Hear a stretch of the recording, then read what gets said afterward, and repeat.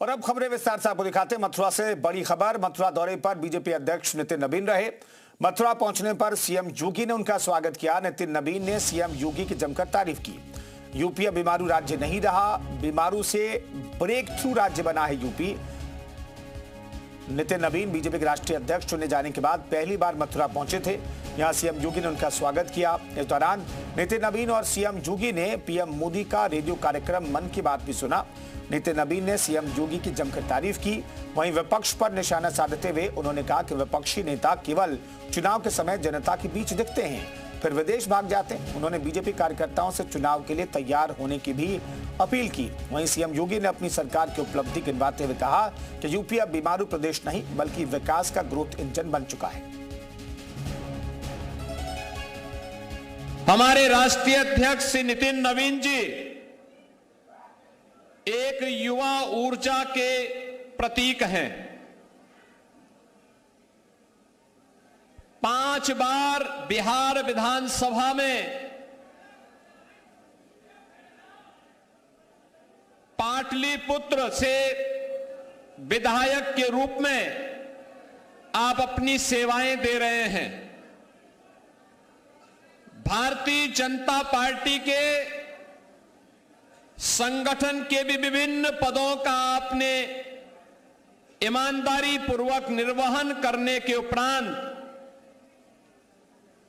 अब आदरणीय प्रधानमंत्री जी की प्रेरणा से उनके मार्गदर्शन में भारतीय जनता पार्टी ने श्री नितिन नवीन जी को अपने राष्ट्रीय अध्यक्ष के रूप में ये नया दायित्व दिया है।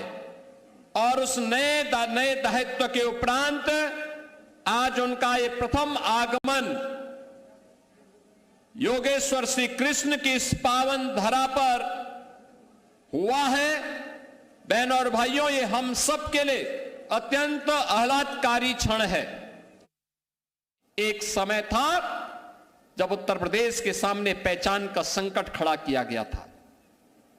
एक समय था जब यहां की विरासत को लोग कोसने का काम करते थे, हमें अपमानित करने का काम करते थे। बीमारू राज्य होने के नाते लोगों का दृष्टिकोण हमारे बारे में भिन्न था।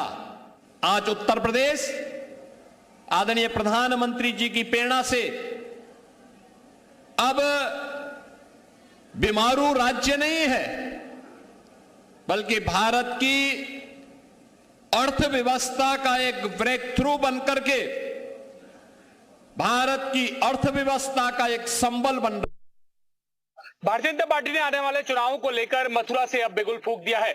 मथुरा में प्रधानमंत्री नरेंद्र मोदी के मन की बात राष्ट्रीय अध्यक्ष भारतीय जनता पार्टी के प्रदेश अध्यक्ष और सीएम योगी आदित्यनाथ ने एक साथ सुनी।